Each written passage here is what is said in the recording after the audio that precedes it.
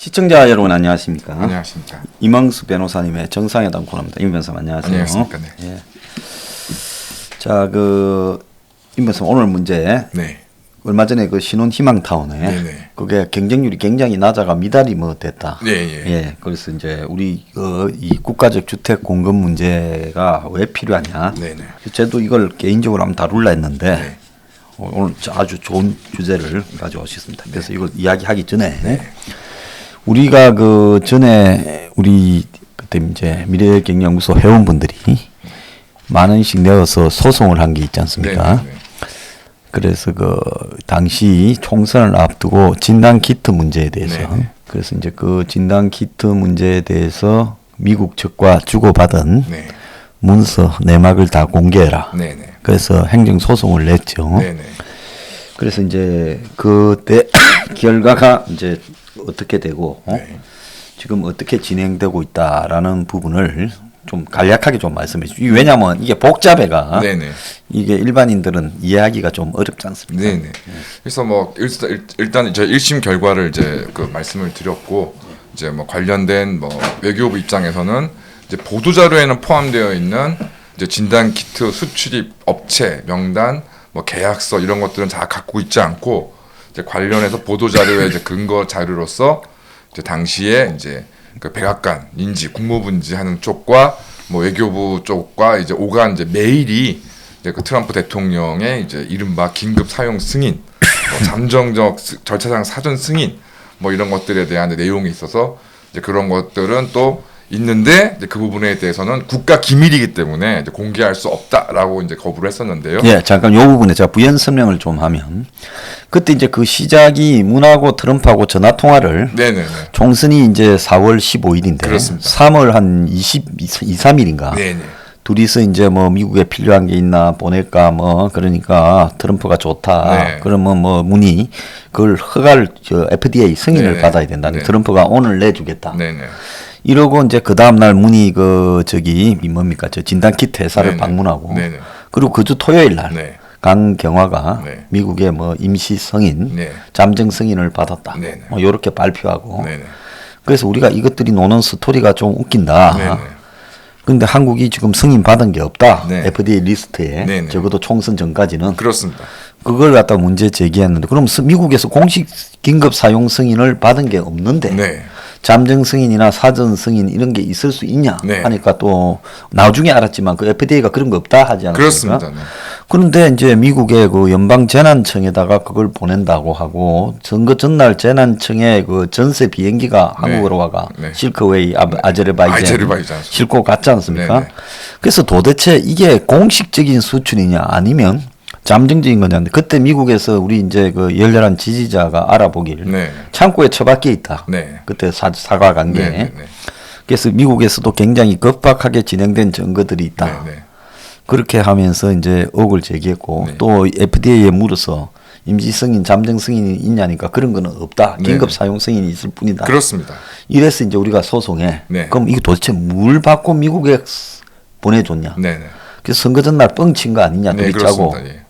그래서 이제 소송을 제기하게 예, 된 거 예. 아니겠습니까? 예. 하여튼 소송을 제기해서 이제 그 소장님께서 자세히 좀 말씀해 주신 것처럼 이제 그런 부분에 대해서 뭐 미국 측으로 받은 자료가 있는지 뭐 우리나라에 뭐 그런 업체에 대한 명단 같은 것이 있는지 뭐 수출을 했다 그러면 정식의 어떤 수출 계약서가 있는지를 이제 공개해 달라고 했는데 지금 말씀드린 그런 자료들은 외교부가 갖고 있지 않으면서 이제 보도 자료까지 발표했다는 게 드러났고 그건 이미 확인됐고 그다음에 이제 그 백악관인지 국무부인지 미국 같은 당국과 이제 그 오간 이제 전 메일이 있는 자기들이 보관하고 있는데 이거는 이제 쉽게 말씀드려서 국가 기밀이어서 공개 대상이 아니다라고 했는데 이제 결국 말씀드린 것처럼 1심 법원에서 이제 재판관들이 직접 그 이제 비공개된 내용들을 예. 이제 재판정에서 다 내용들을 다 확인을 하고 이제 결론적으로 이것이 뭐 공개를 못할 정도의 국가기밀이라 볼 수 없다. 공개가 되었을 때 뭐 외교 관계가 훼손된다거나 하는 그런 자료들이 아니다라고 해서 이제 공개를 하라고 외교부에 이제 판결을 선고했더니 이제 이 외교부에서 이제 그 판결에 대해서 항소를 제기했고 거기에 대해서 이제 최근에 이제 항소 이유를 이제 밝혔는데 뭐 결론적으로 말씀드리면 뭐 이러저러한 것으로 이게 다 또 뭐 2급 뭐 국가 기밀이기 때문에 뭐 공개할 수 없다는 공개하지 않은 외교부의 결정이 타당하다는 그런 내용이고요. 그래서 뭐 이와 관련해서 뭐 기존의 1심 판결을 저희가 원용해가지고 대응을 하게 되면 아마 판결 결과가 크게 바뀌지 않을 것으로 지금 예상하고 있습니다. 자, 그래서 그 지금 우리가 항소한 게 아니라 저쪽에서 외교부에서 항소했습니다. 그럼 항소라는 거는 쥐고 있다고 생각하는 쪽이 하는 거 아닙니까? 그렇습니다. 저희는 이제 그 뭐 기본적으로 이제 공개하라는 판결을 받았기 때문에 저희가 뭐 외교부가 안 갖고 있는데 갖고 있다 해서 저희가 뭐 밝혀낼 수 있는 이유는 없고 뭐 보관하고 있지 않다는 서류는 뭐 저희가 어떻게 할 수 없으니까 된 거고 저희는 이제 사실상 이제 외교부가 관련해서 저희가 청구한 자료 중에 이제 뭐 대부분을 뭐 사실상 모두를 뭐 공개하라고 법원에서 판결을 내렸기 때문에 저희는 당연히 실질적으로 승소한 것이라서 항소를 하고 싶어도 할 수가 없는 상황이었는데 이제 패소한 외교부가 이제 끝내 이제 항소를 해가지고 이제 하여튼 1심에서 똑같은 주장. 저희가 처음에 정보공개 청구에 대해서 똑같은 주장, 그냥 국가 기밀이니까 할 수 없다. 뭐 이런 내용으로만 상식적으로 보면 우리가 외교부 명예를 대기훼손해가 외교부가 고소를 해서 네네. 그래서 명예훼손의 여부를 입증하는데 그게 공개돼야 된다. 좀 그렇게 해버려야 되나요? 모르겠습니다. 자, 그래서 뭔가 거기에 명시돼 있듯이 국가기관이 아닌 제3의 뭐 단체나 회사겠죠. 네네. 개입을 해서 네네. 중간에서 이거 작업을 했다라는 게 드러날까봐 네. 지금 저렇게 못하는 거 아니겠습니까? 그래서 뭐 당연히 이제 뭐 그 공개에 있어서 뭐 저희가 특정인의 어떤 신분을 요구하는 것도 아니고 뭐 신원이나 뭐 인적 사항을 요구하는 게 아니기 때문에 도대체 어떤 내용이 오갔길래 이렇게 외교부가 이 관련된 내용이 그렇게 비밀이라고 해놓고서 이게 뭐 그냥 어디서 그냥 뭐 슬쩍 띄워가지고 발표한 것도 아니라 자기들이 보도자료까지 만들어서 그냥 전 언론에 배포하지 않았습니까?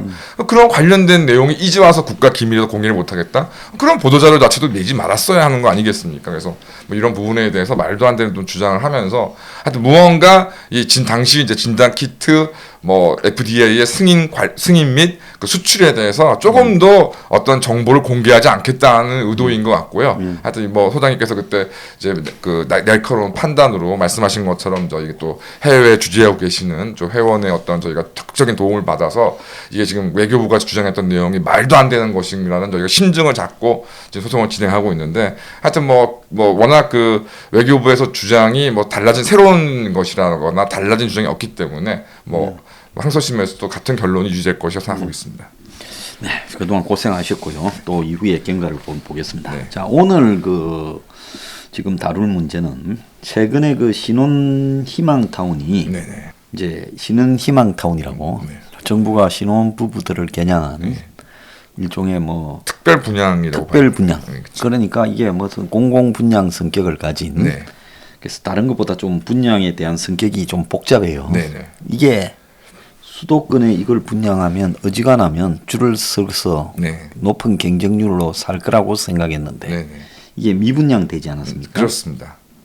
그러니까 최근에 이제 그래서 뭐 이제 요거에 그 부분에 그 임 변호사님이 이제 설명을 해주시기 전에 왜 이걸 우리가 다루는가 하면 국가적 주택 공급 문제를 비틀어 가지고 네.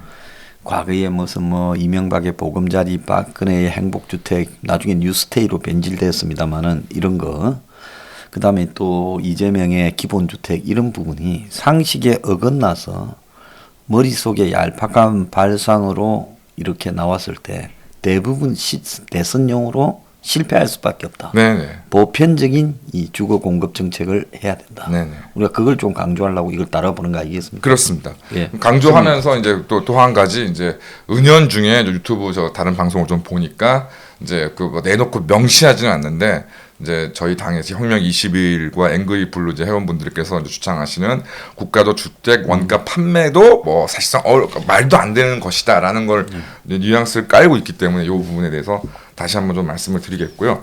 뭐 최근에 이제 뭐 기억이 나실 겁니다. 올해 초였던가 작년 그 말에 이제 부동산의 문제가 심각해지니까 이제 문가리가 이제 김현미하고 이제 어디 그 무슨 주택 단지에 가가지고 뭐 조그마한 아파트를 또 탁현민이가 또 카메라로 요술수를 부려서 또 마치 뭐 좀 넓은 평형인 것처럼 사진까지 찍어가면서 뭐 문가리가 얘 둘 데리고도 뭐 충분히 살겠다 하는 이제 그 집입니다. 그래서 거기에 대한 그 집입니까? 예, 그 집입니다. 근데 이게 그때 홍보비만 몇 천만 원 네, 썼다 썼다 뭐 해가지고 그때도 참 그것 때문에 논란이 좀 많았었는데요. 그래서 이제 그게 이제 최근에 이제 분양, 그러니까 일종의 뭐 분양 계약, 이제 분양 모집을 이제 했었던 모양입니다.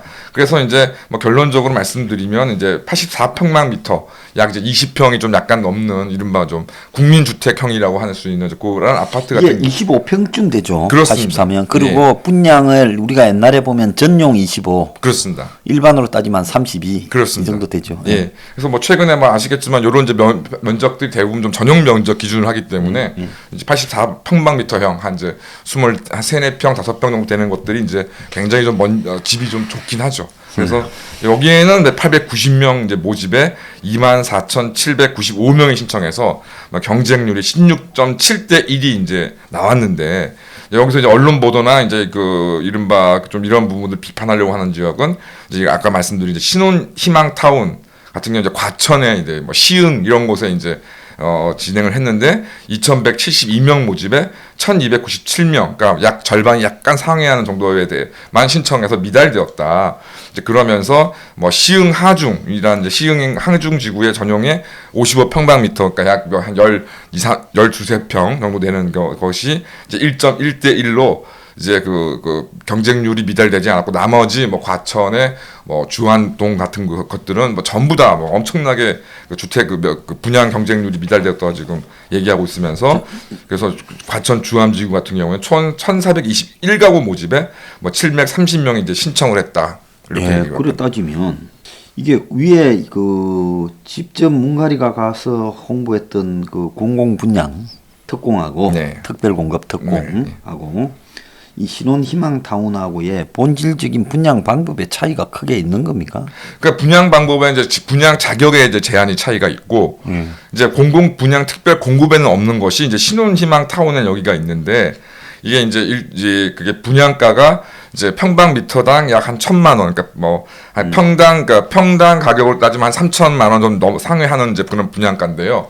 그러다 보니까 예를 들어서 뭐 하중지구 같은 경우는 분양가가 2억 9천만 원이지만 과천 주암지구에 뭐 46평방미터형, 뭐 거기도 한 11평 내지 12평 정도 되는 형 같은 경우에는 이제 그 분양가가 이제 4억을 상회하게 됩니다. 이런 경우에 이제 이렇게 되면 이제 강제로 이제 모기지 30년 이제 연 평균 이율 이제 1몇 %의 30년 모기지를 강제 가입해야 되는데 여기에는 전매 제한이 이제 10년 가까이 전매 제한이 되고 이제 의무 거주 기간도 5년이 되는데 이제 문제는 이제 이런 경우에 이제 언론에서 지적하는 것은 이제 이런 소형 평수 같은 경우에는 이제 나중에 처분할 때 이 모기지 조건에 분양 수익을 국가와 배분해야 된다. 반띵입니까? 7대 3 정도로 알고 있습니다. 그러면 개인이 7, 국가가 3.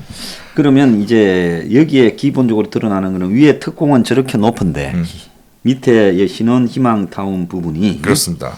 이렇게 낮은 것은 특공은 결국 바다가 자기가 좀 이제 싸게 받고 자기가 마음대로 처분할 수 있고 있는데 자기 건데 이거는 나중에 적기도 하고 그렇습니다. 뭐 이런 부분도 있지만 나중에 팔았을 때 그 돈의 일부를 수익을 다 가져가지 줘야 못한다. 된다 하는 부분이 그래서 이제 분양자들이 외면했다. 전매 제한도 있고 그렇습니다. 그러니까 이게 돈이 되겠나 이런 생각을 했네. 그런 데서 이제 분양자들을 그러니까 일반 국민들로부터 지금 그러니까 그 신혼 이제 부부들로부터도 외면당한 것이다. 이렇게 좀 설명을 하고 있습니다. 그래서 제가 첫 번째 좀 드는 생각이 이게 과연 적정한 가격이라고 말할 수 있나? 그래서 뭐 당연히 뭐 인근 지역분도 다 아시겠습니다만 과천 같은 경우도 제가 뭐 KB 부동산 같은 데 검색을 해보니까 최근 시세가 평방미터당 한 2천만 원, 그러니까 뭐 평로로 따지면 6천만 원 내지 7천만 원 선이 되고 있더라고요. 그거에 비하면은 이제 당연히 절반 정도밖에 안 되니까 시세보다는 좀 싼데, 근데 이게 평당 3천, 4천만 원이다 보니까 결과적으로 뭐 12평, 13평이라고 해도 실제 신혼희망 주택 같은 경우도 분양가가 4억 몇천, 5억 가까이 뭐 금액이 되는 것입니다. 이게 언뜻 보면 뭐 싼 것처럼 보이지만 이게 면적이 작으니까 그렇습니다. 그러니까 평당으로 따지면 싸지가 않네요. 싸지가 않습니다. 그러니까 예를 들어서 이제 뭐 저 같은 경우에도 만약 뭐 제가 신혼 부부고 뭐 이제 주택을 분양을 해서 신청한다 그러면 금액이 4억 원, 5억 원 정도 되면은 이거는 그냥 단순 그것도 조그만 집을 주고 마련하게 해서 4억, 5억 원을 드린다는 거는 좀 말이 안 되고 결과적으로 그런 거액을 이제 분양을 신청해야 되다 보니까 당연히 이런 경우에는 다산 투자 수익에 대해서 생각하지 않으면 오히려 이상한 거 아니겠습니까?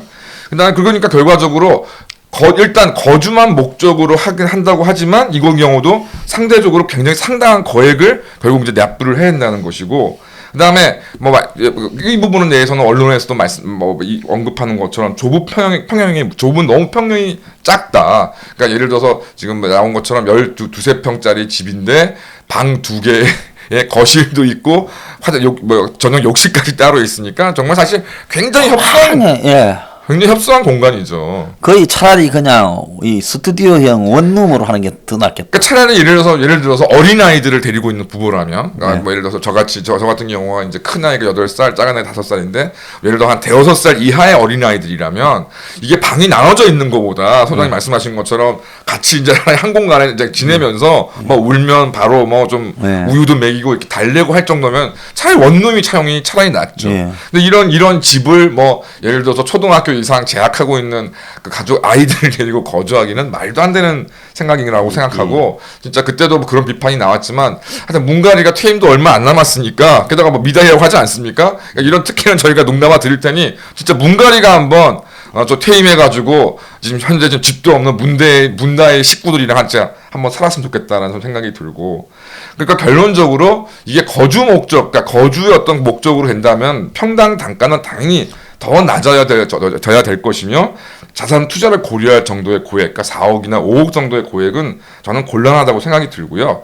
결과적으로 저희가 이 문제를 다시 이제 그 국가적 주택 원가 판매 쪽으로 되어 보면 사실상 저희 그러니까 어떤 핵심적 혁명 20이 내세우고 있는 서민 포퓰리즘 15조의 이제 핵심적인 공약에서도 핵심 타겟은 사실 뭐 싱글 남성이나 싱글 여성들을 대상하고 있는 게 아니지 않습니까? 그러니까 결국 자녀들을 구성하고 그러니까 자녀들을 가지려 하는 이제 신혼 부부들이라던가 이런 현재 그 가족들에 대한 대상이니까 결과적으로 저희도 이번에 이러고 저러고 하는 이런 흐름을 봤을 때 결국 국가적 주택 원가 판매의 그 어떤 대상물도 당연히 국민주택 규모 평당 뭐 23, 4, 5평을 기준으로 해야 된다라는 생각을 좀 다시 한번 하게 됐고요. 그러니까 이런 부분들을 따지고서 이게 뭐 우리가 얘기한 그 혁명 20이 얘기하는 국가적 주택 원가 판매는 실효성이 없어. 뭐 사람들은 다 집을 사게 되면 수익을 노릴 것이기 때문에 뭐 결국은 이런 사례들을 근거로 의미가 없다 이렇게 판단하는 것은 결과적으로 전형적인 정말 기득권적 마인드라고 생각합니다. 저는 실질적으로 차익을 안 보더라도 싸면 하죠. 그렇습니다. 근데 비쌀 걸 비싸게 다 받으면서. 그렇습니다. 아니 나는 이해가 안 가는 게 과천 뭐 이런 부분하고 그 다음에 시형 이런 부분에 어떻게 해서 가격이 이렇게 나오나요? 저도 잘 이해가 안 가요. 이걸 이해를 못 하겠어요. 그렇습니다. 이런 단가가 나온다는 게 옵션을 걸어놓고 있는 뭐 제한적인 여러 조건을 걸어놓고 있는 아파트에. 조그만 아파트 15평도 안 되는 그렇습니다. 14평이나 될까요? 그렇습니다. 이런 아파트에다가 어떻게 2억 9천요? 네, 2억 9천. 옵션을 걸어놓고 그렇습니다. 판매를 하는가? 그러니까 이 경우는 이거 저희가 국가적 주택 원가 판매에서도 저희가 내용을 포함되어 있는 거지만 실제로는 또 이게 인테리어도 포함되지 않은 가격입니다. 빌트인이나 이런 게 전혀 없기 때문에 뭐 이런 뭐 인테리어라던가 이제 그 내부의 어떤 그런 것들은 다 본인이 또 자비 부담을 해야 된다고 해서 이제 말을 해야 된다 그러니까 추가 비용도 아무리 최소로 잡아도 한 2, 3천만 원 들어간다고 봐야죠. 그러니까 실제 굉장히 비싼 가격이다. 그러니까 이걸 기준으로 어떤 공공적인 어떤 주택 공급과 저희가 연결시킨다는 것은 말이 안 된다고 생각합니다. 예, 이거는 항상 보면 이런 식으로 국가가 임대주택이면 임대주택을 날림으로 지어가. 그렇죠. 막 조금 관리도 안 되고 좀 있으면 슬럼화 돼버리고 그러면서 또 그 임대주택이 같이 섞여서 믹스해서 살기가 어려운 상황으로 만들어서 사람들이 기피하고 또 임대주택의 위치가 실제로 일하러 다니는 사람이 있을 애들 데리고 살만한 위치가 아닌데 만들고 그런 게 문제인데 이 또 분양하는 것도 또 정부가 공공으로 분양하는 것도 이런 식으로 장난을 쳐가지고 그렇습니다. 이렇게 하네요. 이거는 틀림없이 원가 계산을 해보면 어느 놈이 어떻게 빼먹었는가 답이 좀 나오겠네요. 그렇습니다. 그래서 뭐 거듭 말씀드리지만은 그러니까 이걸 지금 이제 신혼 희망타운으로 좀 되어 있는 그러니까 저희가 여기서 지금 내세웠던 분양가 같은 경우는 국가적 주택 원가 판매의 그 기준으로 따르면 4, 5억이면은 거의 뭐 한 40평대형이 우리가 30평이 2억 1천만 원 오지 않습니까? 그렇습니다. 예. 그래서 거의 뭐 40평 상대는 대형 주택을 지금 말하는 그 돈을 가지고 분양을 한다고 사실상 해놓고서는 거기에 또 수익까지 나눠야 된다. 그렇게 따지면 당연히 저라도 게다가 또 이렇게 평형 자체가 너무 작은 것이 뭐 실제 시세 차익으로 실현될 상황도 아니기 때문에 뭐 이런 정도의 거액이면 당연히 외면받는 게 좀 당연하다고 생각이 들고요. 또 한 가지 좀 요즘에 최근에 이제 문제가 되는 뭐 좀 뭐 또 조선일보에서 이슈를 삼고 있는 게 정확히 말씀드리면 주간조선에 이제 나온 기사인데, 그러니까 잠실 종합운동장 일대에 이제 개발 사업자로 이제 하나 컨소시엄이 선정되면서 아주 뭐 2조 몇천억짜리 또 개발 사업이 진행된다고 합니다. 그 정권 말에 하나가 SK와 더불어 이 정권에 네. 양대 잘 나가는 재벌이죠. 재벌입니다. 그런데 지금 기존에 그 88 올림픽 때 만들었던 네네. 야구장이나 네. 그 저기 메인 센터, 네, 보조 경기장, 또 종합도 네, 종합 경기장, 네네. 그걸 싹 밀어버리고 네. 거기에 또 마이스 뭐 전시장, 네네. 전시회 같은 부분과 네. 체육시설 하면서 또 집도 좀 짓는 모양이죠. 네네. 예.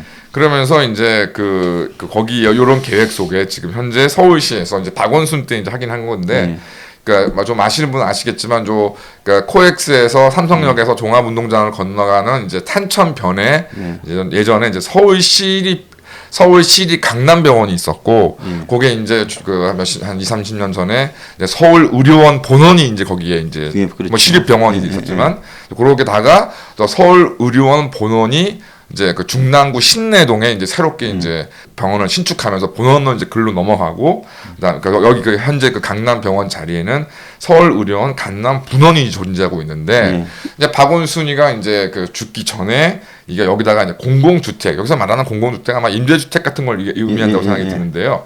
이제 그걸 이제 짓겠다고 이제 계획을 하니, 이제 그 주간조선의 입장에 따르면, 그러니까 이러한 공공주택 건설 계획에 종부세로 피멍이 든 강남 상구민들이 분노하고 있다. 그다음에 두 번째가 지금 이제 코엑스하고 다시 현대 이제 자동차 신사업과 더불어서 지금 거기에 뭐 GTX도 좀 공사하고 있고 아주 그냥 또 난장을 치고 있는데, 그 어떤 서울이나 대한민국의 랜드마크로 성장해야 될 지금 이 코엑스 종합운동장 이 일대에 이게 무슨 아파트가 들어서는 것이 이게 과연 이게 뭐 미관상 맞는 거냐, 정책상 맞는 거냐. 제가 한 7, 8년 전에 그 땅을 현대에 팔지 말고 네네네. 거기에다 임대주택을 지어야 된다고 그렇습니다. 이야기를 했습니다. 네. 정부가. 네네. 그게 소셜 믹스라고 그러거든요. 그렇습니다. 프랑스 같은 데 보면, 영국 같은 데, 런던이나 파리에 가면 이런 공공주택이 굉장히 많아요. 네네. 그런 부분을 이 도심에 있는 사람과 없는 사람이 뒤섞여 살아야 없는 사람이 있는 사람 일도 하고면서 이렇게 먹고 살 거 아니에요. 네네. 그래서 그런 식으로 섞어야지. 완전히 있는 사람 동네 없는 사람 동네로 따로 가게 되면 그건 옳지 않은 거죠. 그렇습니다.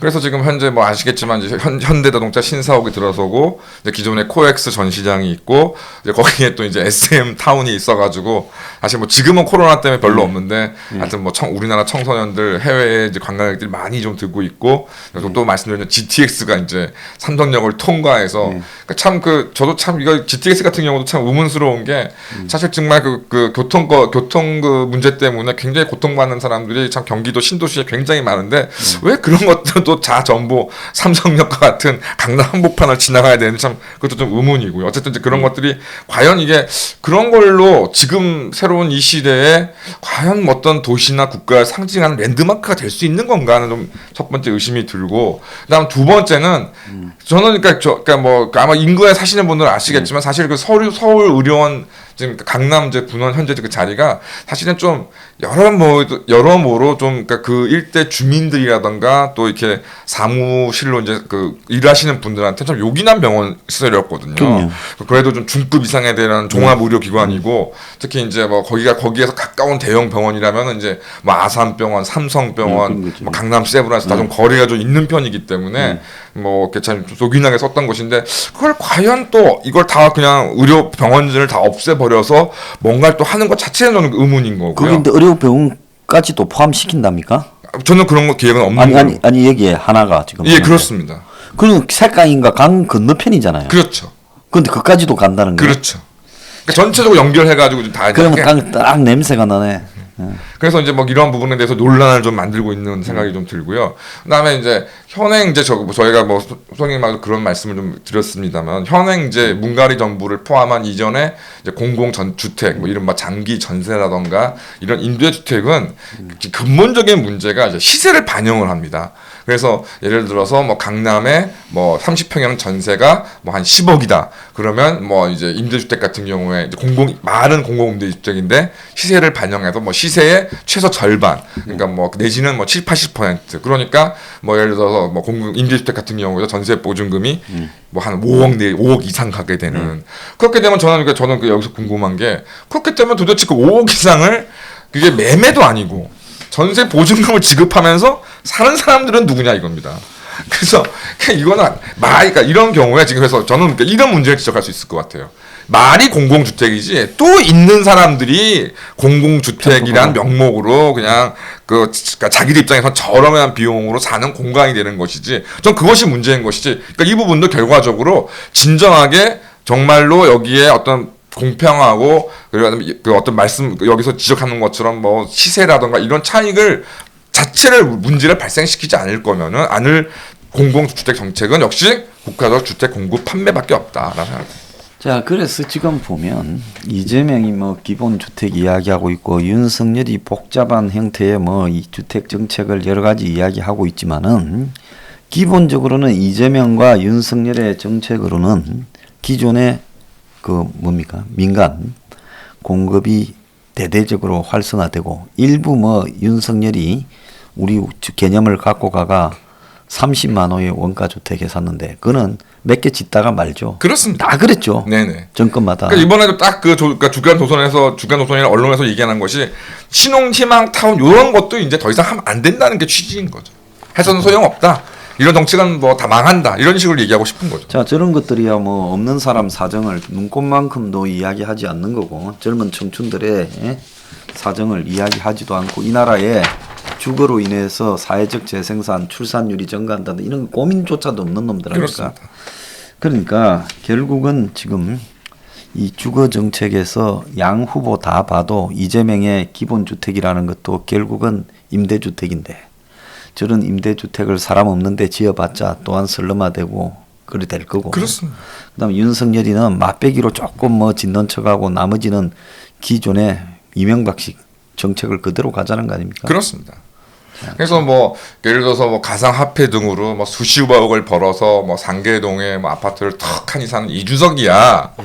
뭐 국가적 주택 원가 판매고 나발이고 관심이 없겠지만, 그러니까 저희는 그러니까 혁명 20일 내수에 그 타겟을 하고 있는 사람들은 그런 사람들이 아니지 않습니까? 뭐 4, 5억이든 얼마든 그 돈 가지고 뭐 나는 뭐 주거고 나발이고 필요 없이 그냥 차익 실현에 뭐 하겠다는 사람은 이제 그 길로 가는 거고, 저희가 혁명 22 지금 타겟으로 담아야 되는 대한민국이 정말 핵심적으로 좀 살펴봐야 되는 사람들은 그런 추세 차익을 노리겠다는 것이 아니라 그런 부분에 대해서 안정적인 주거 환경을 통해서 자기의 삶의 어떤 질과 양을 다른 부분에서 살피겠다는 사람들이 타깃이니까 거기에 대해서 좀 다시 국가가 당연히 좀 더 가능한 방법들을 좀 고민해야 된다는 생각이 좀 들고요.